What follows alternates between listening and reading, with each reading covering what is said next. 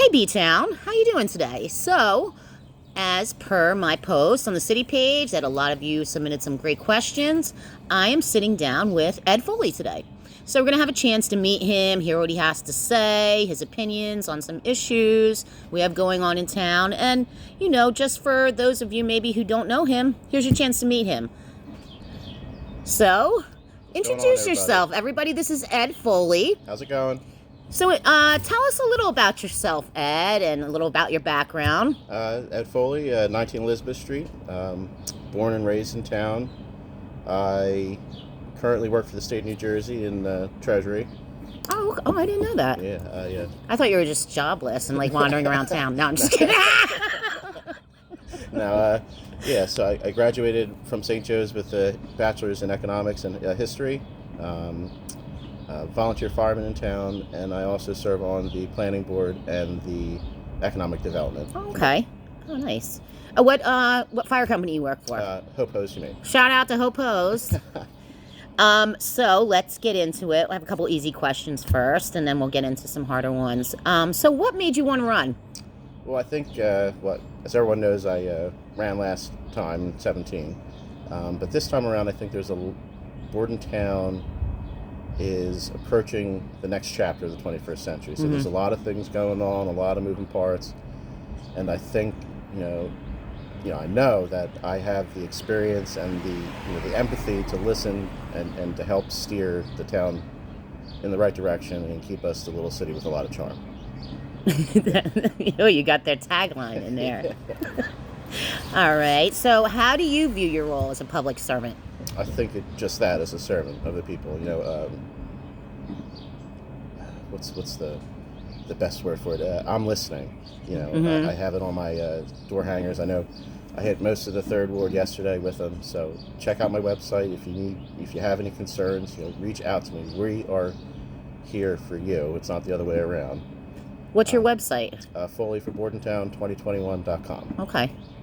All right, and then you said, I know before we started taping, you said people are, Yeah, people have already started reaching out. And that's good. Good That's questions. good. So. Oh, I know yesterday I was at my friend's house and you stopped by, which they chewed your ear off for a good half hour. But it was nice. Yeah. Well, that's what you kept saying. You're like, I liked when you held up your sign. You're like, I'm listening. Yeah, it's true. We're supposed to be here for everyone, regardless of who they are. We run to serve. Not run for anything else. It's true. Okay, so here we go. We're going to get into some tough questions, Ed. I'm going to grill you. Sure. Okay. All right. So it's such a tough, unprecedented last year. How do you think our city did with dealing with the pandemic? I think, given everything that went on and the chaos with everything, I think we did well. The city, instituted the small business grant program, which helped our businesses, especially downtown, keep their doors open and keep their workers there. Yeah. And fortunately we had the surplus and we were in the position to do it. If we didn't have a surplus, I don't know what we would have. We would have come up with something, but yeah. It was necessary. So I think we did good. And how do you plan on reaching the residents? Well, I've been reading on the city page a lot, and I tend to agree with it that I think we need our own social media. Yes. Preferably Facebook, I guess at this point, because a lot of people tend to do that instead of Twitter or Instagram or what have you. I also, let me say this. I also think people will go to Facebook first before looking at their emails if they sign up for city emails. And they won't go to the city page a lot of times either. And they'll just go, and believe me, I know because I'm admin of the city page, they'll just go to ask a question right on there. Well, I think, going along with that too, we have to get more people onto the email system or at least with Nixle, with public safety sends out announcements, stuff like that. I think if we engage the public more and increase the communication, I think it goes a long way to help helping the community. All right. Do you think our downtown is healthy and successful? What changes would you like to see? At this time, we are I'd like to say we're doing good, Mm-hmm. but I can probably guess most of the businesses are just treading water at this point Yeah. because of all the restrictions going on. They're doing their best. tough. Yeah, exactly. Some of them can't get workers, but right now I think we're doing the best we can given the climate that we're in. And what kind of changes would you like to see? In terms of the business community, I think more advertising for community events, like not so much the street fair or the Cranberry Fest, but some of the smaller events that we do that we can, tie into the restaurants, to the retail, and even professional services for that matter. How do you feel zoning and planning impact our city? Well, from my experience on the planning board, you see a lot of applications that they don't necessarily need to come before the board. What do you mean by that? Because the zoning ordinances are very, I don't say outdated, but there's little conformity, which is one of the goals of the master plan that we're trying to revamp, is to make common sense reforms. I'll give you a perfect example. The house next to the Unitarian Church up on the corner here, Okay. they had their new porch put on. The current zoning says that they have to have, so much setback from the curb. But none of the other houses on that block meet that requirement either. So why would you put one and not have the other? Okay. So I think it's more common sense zoning, stuff like that. Hi. Hey, how's it going? Now, do you think stricter guidelines and enforcement should be in place? I think common sense reform would be better suited for everyone, because not everyone can afford a lawyer or an engineer to do some of these projects. It's hard enough to pay for the project itself. Yeah, exactly. Yeah, the stimulus isn't going to last forever. So. Oh God, please. Yeah, but it's stuff like that. You have to look at your residents. We're still a blue collar town. Most of us are living paycheck to paycheck. I know I am. Yes. So yeah, lawyers and engineers are expensive. I mean, granted, for the project, it's necessary, but it's just I don't know. It just feels like we need common sense. You need to update it. For conformity's sake. Yeah. Now, following that line of questioning. Oops, I'm on the wrong one. Okay. How can we communicate with the township and other surrounding communities on issues that affect us? I mean, we see that so much on the city page, like Correct. warehouses, and how upset people are. And then you'll see someone say, well, that doesn't affect the city. Well, Joe brought, me and Joe discussed this, and he said the same thing. Yeah, it does affect the city residents. It does. I know, at least from what I gather, I know Mayor Lynch and Mayor Benowitz have at least a monthly meeting. Oh, good. To communicate stuff going on. But I think, to build on that would be ideal, as well as with, the planning board in the township. I hate to say it, but they just, they build for the sake of building, it looks like. Yeah. If there is, some sort of goal that they're trying to achieve, maybe it'd be beneficial for them to communicate that to Yeah, like clue us in, too. Especially, the city planning board. Yeah. But for right now, I mean, it's all their decision, but I think just open the door for dialogue. I agree, because it's not, I'm going to say it's not just the township. It's also Chesterfield. It's Mansfield, the rural townships. Yeah. Okay, here we have another resident question. As someone who has seen this before, how do we address the process of gentrification, pushing out families who have been in town for generations? Shouldn't our workers be able to live in the same town they serve? That's a very good question. Like I said before, we are still a very, very much a blue-collar town. Like I said, most of us are living paycheck to paycheck. And, I hate to quote that politician that always runs for president, but the rent is too damn high. Yeah. In a lot of times. So I would generally try and strive to work with the other two commissioners to see what we can do to address that issue, because no one should be forced out of their homes because they're taxed out, or like I said, there's so many families that still have so much history, going back probably when the Irish and the Italians Yeah. came here for the railroad. But one of my ancestors worked on the railroad too. Yeah. Yep. My great my great grandfather. Yeah. I have our family tour. I think is on our family house was on one of the tours. I think it's John Job's house. Okay. Which I would like to speak to all of you about reclaiming it. No, I'm just kidding. But yeah, I mean that's a tough one here because, like you said, a lot of us live paycheck to paycheck. I do. I work in town. Luckily, I got a new great landlord who worked with me with a rent, but that's not going to be the case for everybody. And I don't think, right off the cuff, I don't think there's a clear, concise answer per se. But I think if we knock our heads together, we can come up with something.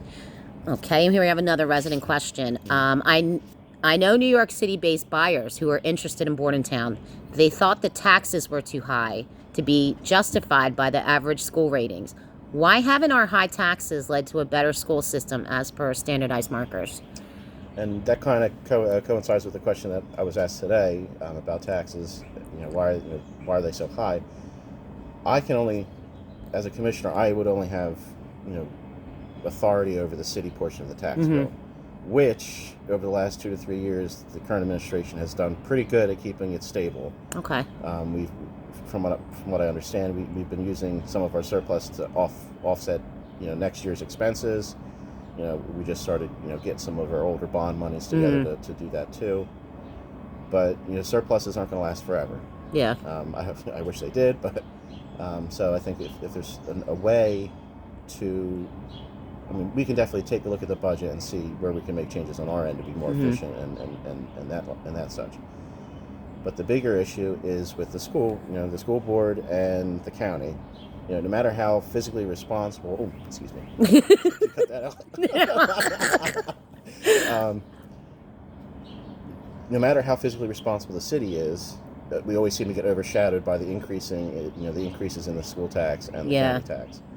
The school tax is 60% of the total bill, so that's a huge chunk. Wow.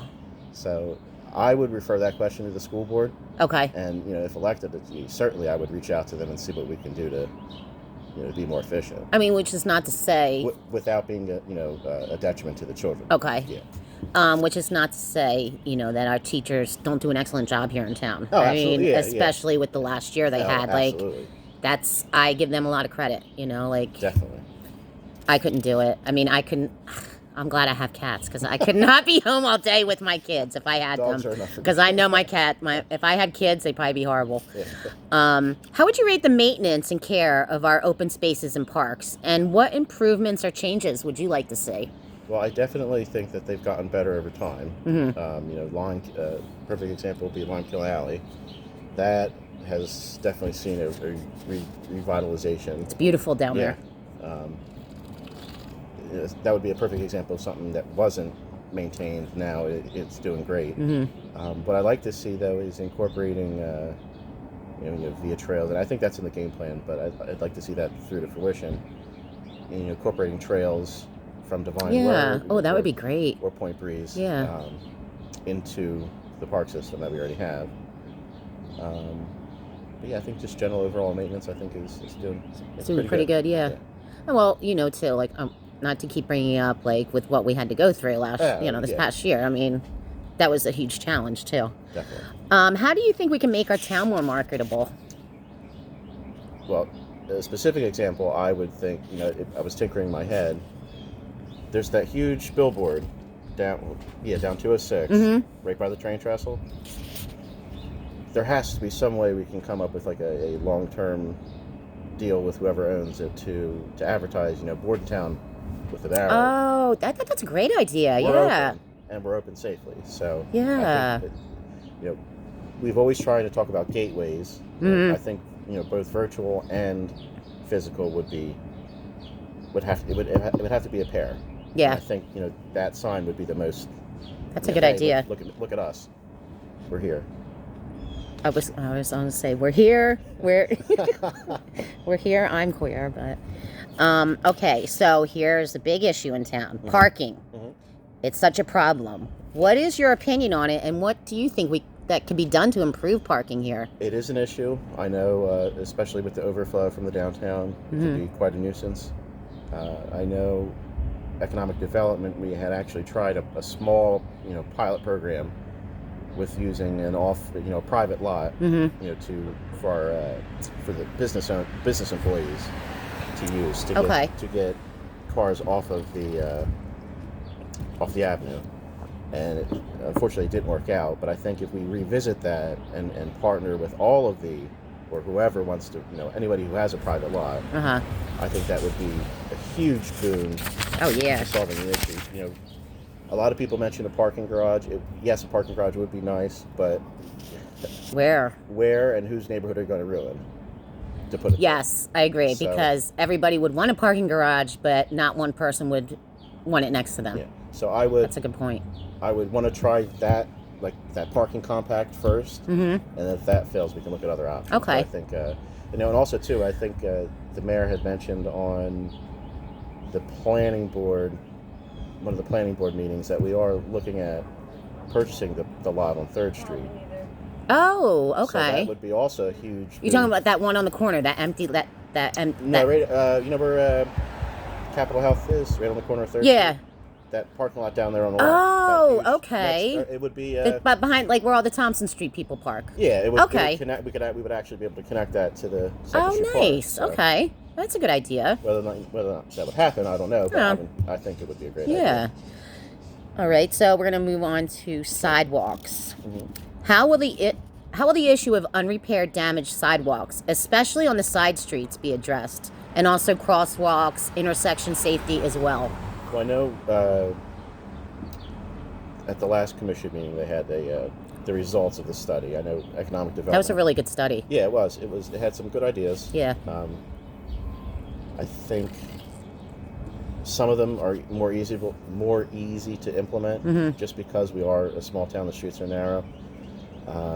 Definitely lighting, I think, would improve at something like intersections, especially at Park and Farnsworth, and then Park and 2nd. I think Burlington and Farnsworth too. Yeah, it's dark down there. Like once you get out of Main, Bordentown, right there, it's especially not a lot if we want to partner with all these parking lots, private parking lots. I think lighting would improve safety and visibility. So and signage too. Sorry. Okay. Yeah.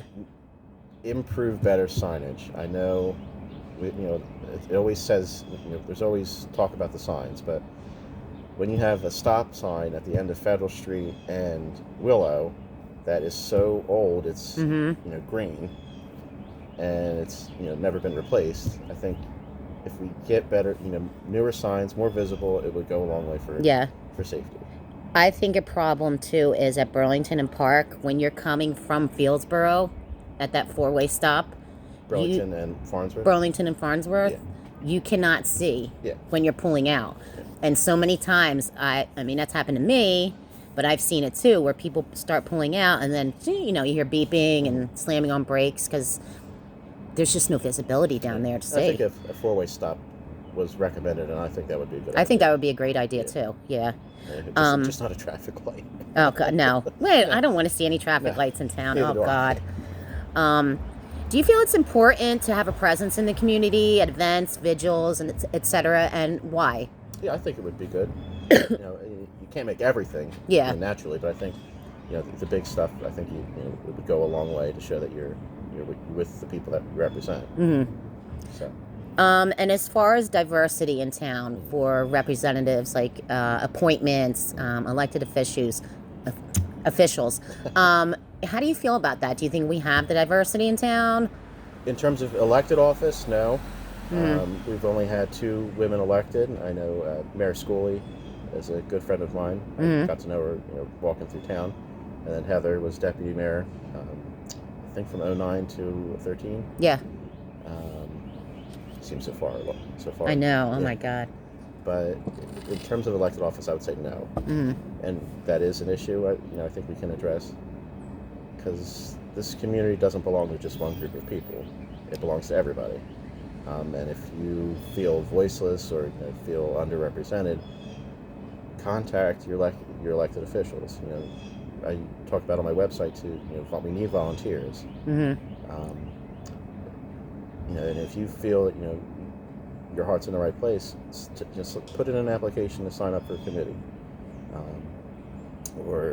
and then for as opposed to a appointed office, I think we do have a lot of diversity. Mm-hmm. Half the planning board is women, two of color, who do an amazing job, Miss Robinson and Miss Green. And I know Blair Silver is on economic development. Mom works, kids. She's and great. She's still, yeah. She still makes the meetings. She still has great input. So I think, elected office, we can work on that. But I think on appointed office, I think we're doing we're doing better. And we were just talking about volunteers. How important are volunteers to the city, and what can be done to support them more and encourage more people to get involved? The volunteers are extremely crucial. We have an all-volunteer fire department.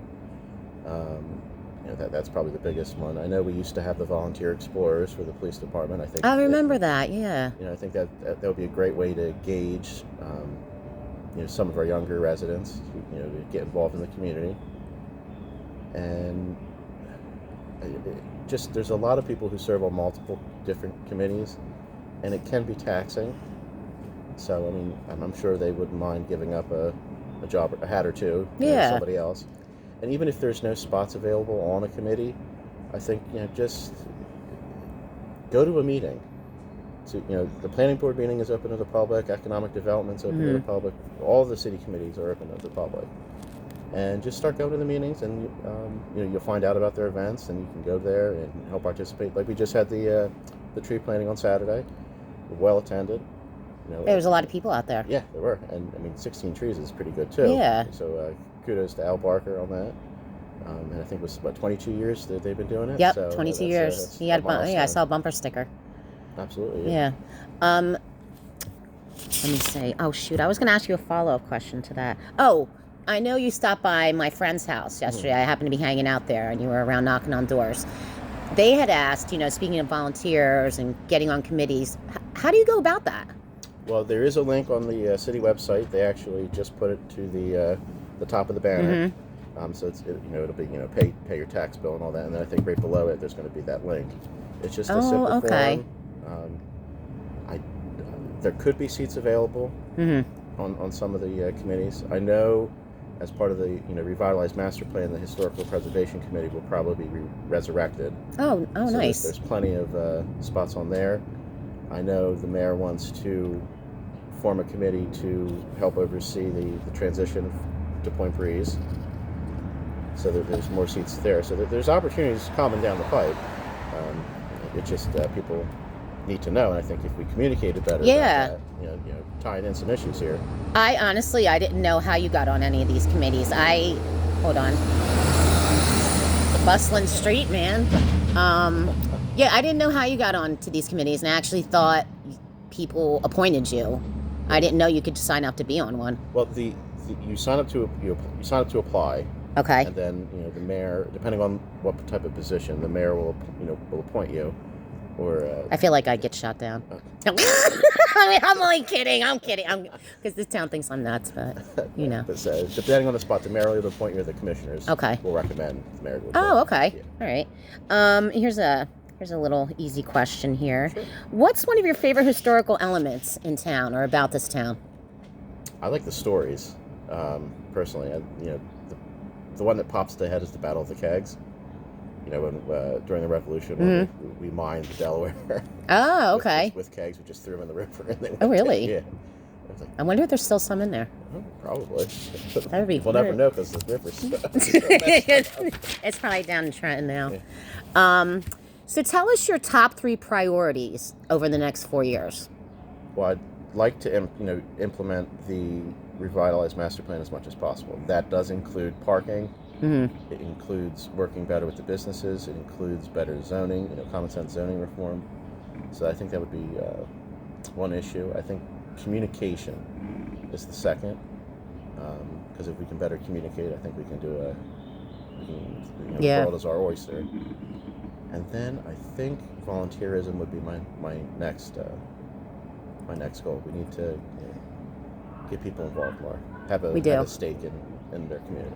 We do. And I was honestly surprised, and like now that the commissioners' meetings are on Zoom, that more people don't tune in because it's so easy to go on there. Yeah, it's usually the same people. It is. It is. It is. It is. I like to wear different cat hats every time. And then I accidentally turned my mic on the last meeting. And then, did you hear? I didn't know. I thought Grace controlled that. Yeah, and I was like, who wants treats?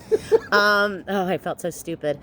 You know what I was saying, though, to one of my friends is, you know what would be a cool idea to get more people to join in the Zoom meetings is have like theme nights, like crazy hat night or crazy hair night. And then at the end, the 3 commissioners pick a winner out of all of us from town watching. And then maybe the DBA can donate like $10 in Bordentown bucks to the winner. And we could go viral for that and become famous too, I think. All right. I know we're already famous, but I think that would be... yeah, let's go famous in the other direction, like positive. Oh, yeah. but lighthearted. Yes. Good fun. Yes, like fun little town with a lot of charm and fun. Exactly. So tell us something that you're proud of that you'd like people to know out there. Well, I think I'm very proud of my volunteer fire experience. As I said in my bio on my website. I joined in 2015, and it still remains as probably the best decision I've made ever. It's very fulfilling.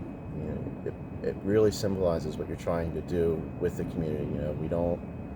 There's no, all walks of life are in the fire department. And your family really is all involved with it. Like your dad, your mom. My dad, past chief. But it's something to give back to the community. Yeah. And then I think my time on as a group accomplishment, I really think that the planning board and the steering committee has done a great job of with this master plan. I think we've been a lot more communicative than the last time we tried to do it, which got 500 people at Cars. And people still don't speak to each other because of that. God. So I think we did it. We did it the right way, and we're still getting input, but I think it's something to be proud of. Good. And, finally, is there a message or anything you'd like to say to the Bordentown City residents about yourself or your message and your plans or, just a little final parting words of wisdom from Ed? Well, I think after a crazy year of 2020, I think people want clarity and to be reassured that our government, our local officials are doing something to make sure that our quality of life is staying the same, if not getting better. They just don't want to see the community go downhill. Yes. And I know I have the clarity, the communication, and the consensus building skills needed to make that happen and to reassure our residents. All right. Ed, thank you so much for meeting up with me today. It was a really great talk. Yeah. Absolutely. Thank you. All right, B-Town. So this has been Brenna sitting here with Ed, having a chat, discussing some issues and some questions you guys submitted. And I hope this gives you a chance to, see him and meet him if you haven't got a chance to talk to him while he was knocking on doors around town. And check out his website. He said you could always welcome to email him. Anything I didn't cover here that you want to know, hit him up on his website. Absolutely. All right, so it's been Brenna here with Ed Foley, running for city commissioner. Election. This is what me and Joe did the last interview. We were like, I was like, wait a minute, when's the election? Hold on a second. All right, so wait, when's the election? May 11th. Okay. Polls open, I believe, at 6, and they close at 8. All right. And it is in person. So, wear your mask and get up to Cars Lake.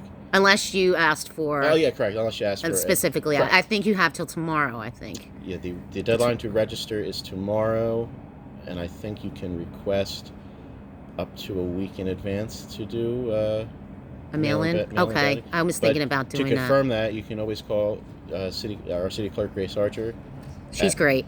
And she's the head of our division of elections. And she'll be able to answer any of your questions. And I do have a link to the city website for that, and I also have a link to the state website, the division of election, as well. Okay, and your website one more time, Ed. Foley for Bordentown 2021.com. .com. All right, so what a great interview. check out his website. Make sure you watch his whole video. I'll be posting one a day. I'm going to post Joe Myers. He was the first interview I did. Tomorrow I'll be posting Ed's. On Tuesday I'll be posting Ed's. And I hope you all check it out. It's really important to vote. It's important to educate yourself on who you're voting for. So this is kind of why I did that. It's hard in small towns to know who you're voting for, unless they come and, come knock on your door. So I hope this helps you all. Have a good night, B-Town.